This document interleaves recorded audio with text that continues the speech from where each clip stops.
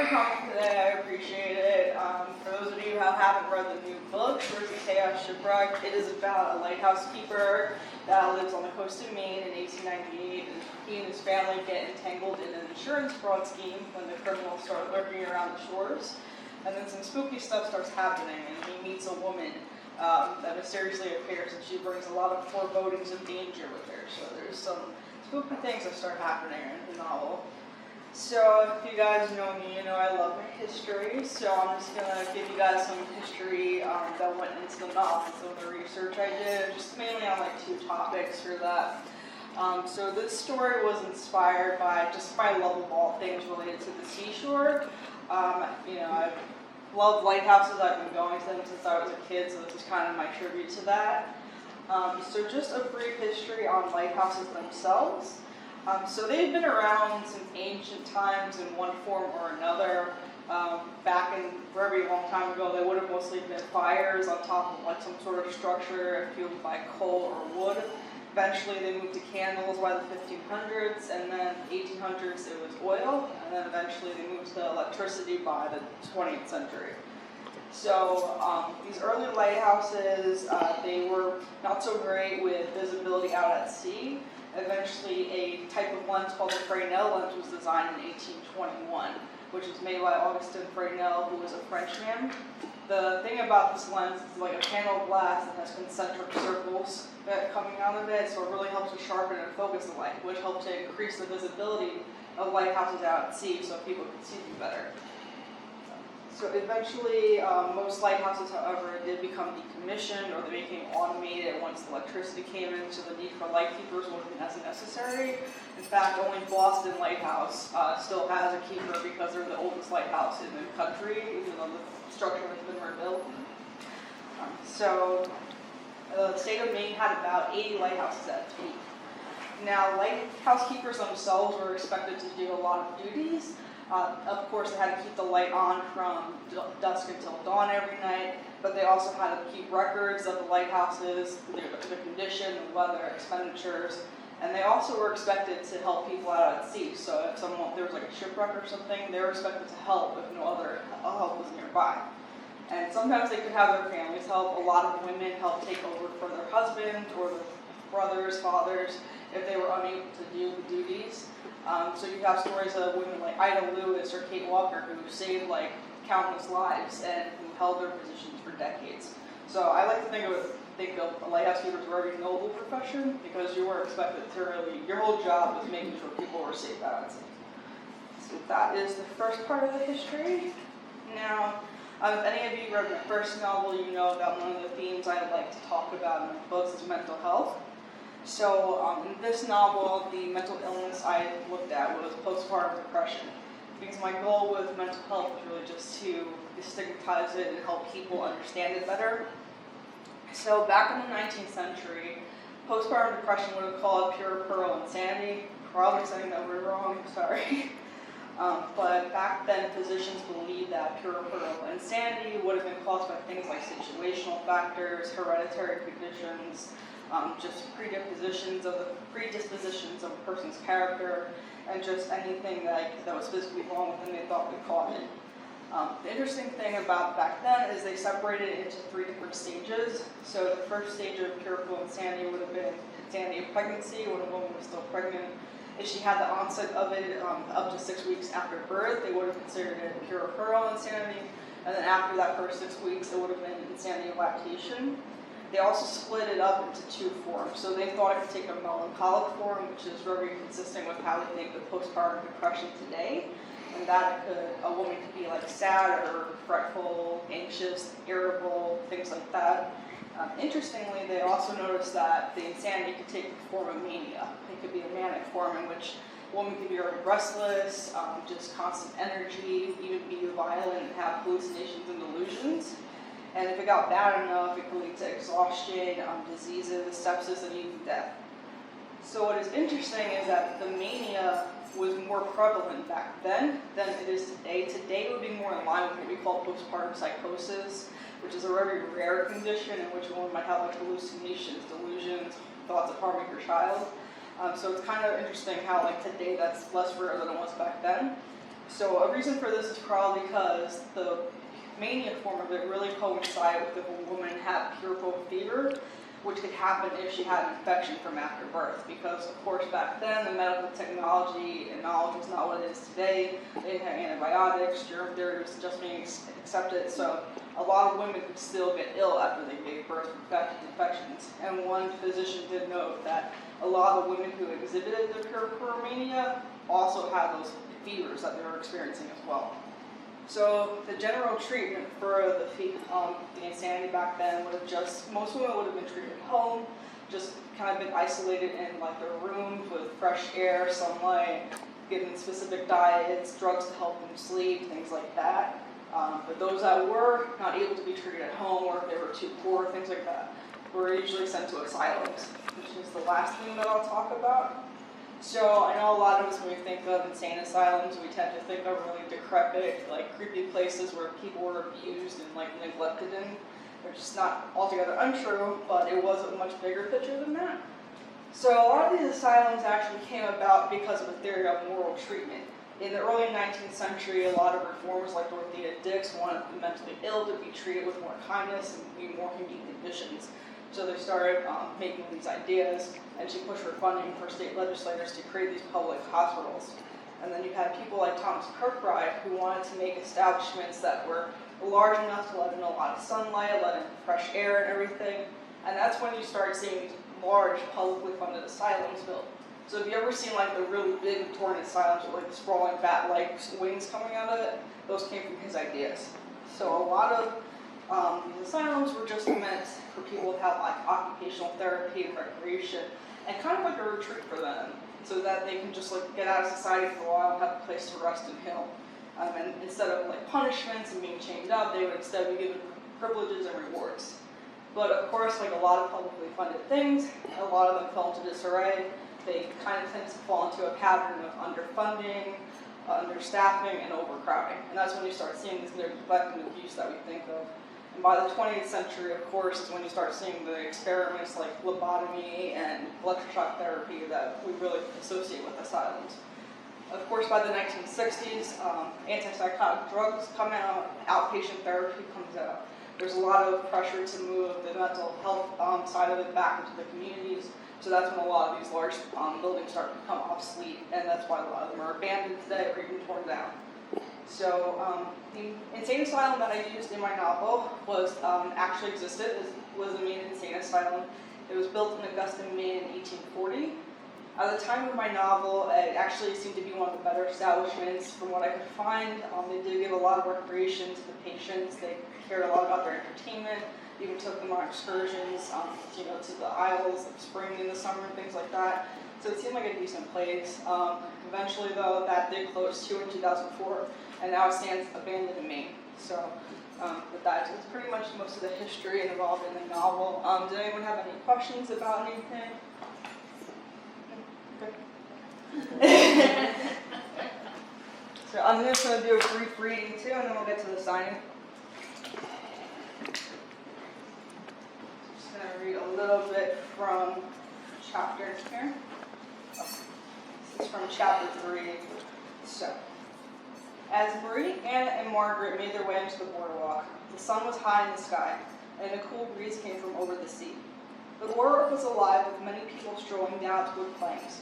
A few people stood against the railings, staring out across the beach to where the waves rolled in and out. Others were visiting the shops that lined the boardwalk. Some were wading into the ocean and sunbathing.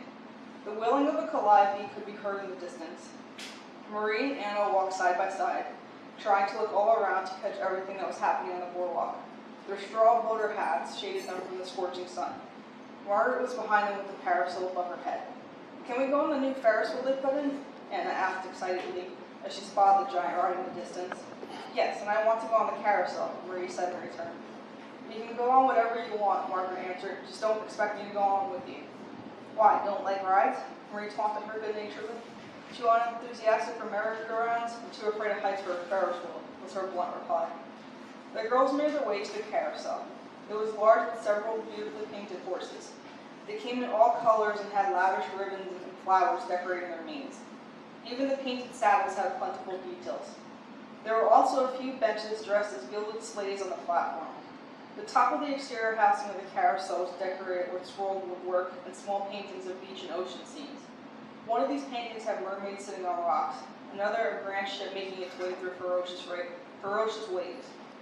Marie looked at each one intently as the carousel made its final few rotations before the current ride ended. She was mesmerized by the beautiful artwork. As the first group of passengers left, the girls moved their way up to the entrance of the ride.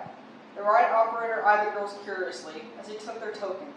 He was a rather large man, brown through the torso, with a gray mustache that curled at the ends. His eyes twinkled as he spoke. "Say, you're the lightkeeper's daughters, aren't you?" "Yes, we are," Marie answered, her interest piqued. "You know our father?" "Know him," the man answered with a hearty laugh. "Hell, man still owes me money from the last card game we played together." The girls raised their eyebrows and gave the man a look of both confusion and suspicion. Never mind about that now," the man grumbled under his breath. "Now go on, take your horses." He waved his hand to usher them onto the ride. Anna hurried past her sister and climbed onto a white horse with a pale yellow mane on the outer edge of the carousel. It was decorated with magenta and purple ribbons and flowers with a saddle to match. Marie got onto the horse next to hers, a brown horse with a black mane. It had a green and blue saddle with similarly colored ribbons. The ride began and the horses bobbed up and down. Anna tried reaching out for one of the brass rings that circled the ride. Getting one of those rings meant that your next ride was free. "Aw," she cried out, "my arms aren't long enough." Marie couldn't help but laugh at her sister. "Don't worry, I'm sure you'll be taller next year to reach them," she assured the younger girl. Margaret watched the ride as it spun around, keeping an eye on the two girls. She couldn't help but notice the carousel operator staring at her. She looked away when she caught his gaze, pretending not to notice, but she could still feel his eyes on her. She became unnerved and moved to the opposite side of the ride. As the ride came to an end, she walked to where the girls were. They got off the horses and joined the other woman, and began to walk further down the boardwalk. There were several restaurants on the boardwalk, each emitting their own unique smell. "Something smells good," Anna sniffed the air, trying to guess what food was making the heavenly scent. "Can we stop and eat when we are done, Peggy?" Marie turned and looked at Margaret. "Yes, as long as you don't spend all the money on souvenirs," she replied, a slight smirk on her face. "Oh, we aren't that bad," Anna yelled back, her eyebrows crossing in anger. "Look, there's the Ferris wheel," Marie said, pointing to the tall steel structure. "Are you sure you don't want to go on, Peggy?" "Oh no, it's too tall," the older woman replied, "and who knows how safe it is. I don't trust all these newfangled inventions." "I'll take the chance," Anna exclaimed, and Marie ran and agreed with her. The girls ran to the side and got on. The girls ran to the ride and got on when the previous set of passengers left. They grinned excitedly as they rose higher in the air. Marie was busy staring out at the ocean when Anna nudged her. "Look, you can see the lighthouse from here." Marie looked out in the distance to where her sister was pointing. She had to squint to see the white conical structure. "It looks so small from here," she said, before turning to look at ships passing along the shoreline. She enjoyed feeling the summer breeze on her face and listening to the cheerful laughter of the people on the beach. The ride came to an end after a few more rotations. The girls hopped down from the carriage they were in and joined Margaret on the boardwalk. They passed several stores, including a dress shop, a cigar shop, and a candy shop, which Anna begged to go in. The girls entered and looked around at the several types of colorful candies. It was like being in a candy-coated dream. Anna decided to buy taffy while Marie bought licorice, of course not without some scolding from Margaret about the dangers of overindulging in treats. They left the store and continued walking along the boardwalk. They came up to the Poseidon Theater where posters were displayed for the upcoming vaudeville shows. The shows were of the cleaner sort, meant as family entertainment. Normally the theater held continuous performances, in which up to 6 shows could be held in one day. But during the summer, when the tourists came to town, the theater held special 2 shows a day performances on the weekends at a slightly higher price and with supposedly better acts. It was all to give the air of grander entertainment. One poster read, "Saturday Night Spectaculars. Don't miss these amazing acts. The Atlantic Acrobats, the Beethoven Quartet, Stargazer Theater Company with the Short the Washerwoman, Jack Porter and the beloved ventriloquist dummy Bobby Boy, and Marco the Magnificent, world famous magician." "Do you think Father will let us see the show?" Marie asked, looking to Anna. "I've always wanted to see one of those." "I hope so," Anna replied. "I want to see the magician." She said the last word slowly as she read the poster. "You girls act like your father's made of money," Margaret continued with her incessant scolding. "It's only 15 cents a person," Anna argued with her. "It's not much." "To you, maybe," Margaret stared at the young girl annoyed. "Well, it doesn't hurt to ask." Marie tried to calm the situation. "Fine, but don't be surprised when he gets angry." Margaret was set on proving her point. They continued walking along the boardwalk until the girls spotted an ice cream parlor. Can we get ice cream? Anne turned to Margaret. I thought you wanted to eat at a restaurant. We can't get ice cream after we eat lunch. Either lunch or ice cream, not both. She replied, if you have lunch and ice cream, you're very likely to become sick, and I'm not cleaning up your vomit. Marie encouraged how crass the woman could be sometimes. I say we have ice cream. It would make the heat more bearable. The other two agreed, and they all walked into the parlor, thankful for the cooler air. They sat at one of the tables that had a marble top. Chairs had cushions and ornate metalwork that made up the back and legs. Next to the tables was a long counter where one could sit on a stool and order something. The counter was made of fine, darkly polished wood and had a pristine marble countertop. Several jars of ice cream toppings were on display to entice visitors. They spent a few more cents to make their ice cream bowls a bit more exotic. Behind the counter were large mirrors that reflected the customers who sat in the shop. Its edges were finished in stained glass squares, the same that bordered the windows of the parlor. The girls looked up in the mirror, staring at all that was happening behind them, trying to keep themselves entertained. A rather pleasant man in an apron and a bow tie came up to their tables to take their order. Marie ordered raspberry ice cream, Anna chocolate, and Marie an ice cream soda. The girls were quiet as they savored their frozen treats, and Margaret's dessert must have been very good, but she got through the whole meal without a single grumble. They left the parlor and began walking back to the end of the boardwalk. A man stood at the corner yelling at people nearby. The man next to him was tap dancing. His shoes made distinctive beat against the wood planks of the boardwalk. He was spinning around, making different melodies with his shoes. Come on, gather around, the first man called out in a sing-song voice. We're the best tap dancers in town. You won't find no better sound no matter what goes down. He then joined his partner in dancing. Soon a few people had gathered around the men to see what was going on. Many were talking to each other and complimenting the men on their performance. Others threw coins into the hat of the men's feet. Anna and Marie walked up to the crowd, trying to make their way to the front so they could see what was going on. The men's performance was mesmerizing, and they couldn't take their eyes off of them. Are you girls enjoying the performance? The deep voice of a woman asked from behind them. The girls turned to look up at a woman, perhaps in her mid-30s, with dark hair and dark eyes. She wore a large amount of jewelry, and a colorful paisley shawl was wrapped around her shoulders. Yes, Marie answered shyly. I am Madame Leonora. I can tell you your fortune, the woman told her, trying to give her voice a mysterious tone. We shouldn't participate in fortune-telling, Marie told her. Growing up in a Christian household, the girls were taught not to partake in such practices. Well, it's not necessarily participating if you're just listening, Madame Leonora tried to reassure them.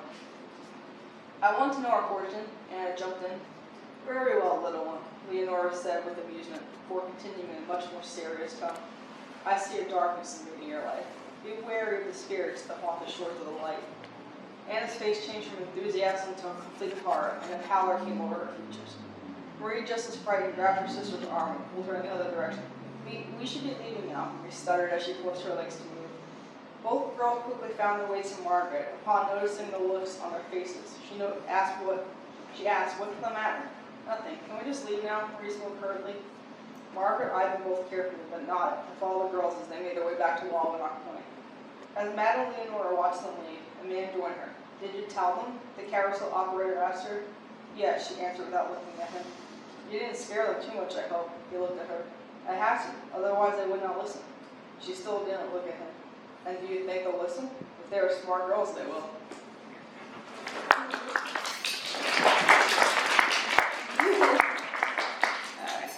I have a question. Yes. You may mention this in the beginning. This took place in Maine? Or... Yeah, 1898. Okay. Any specific place in Maine along the coast? So it's fictional. The place I came in takes place in the town of Port de Paix. I kind of had it situated between like the Penobscot and Kennebec rivers, though, so it's sort of in that area. Okay. Yeah. Yes. Is the same family going to be in the second book, follow-up? Yeah. Equal. Okay. Any other questions? Oh.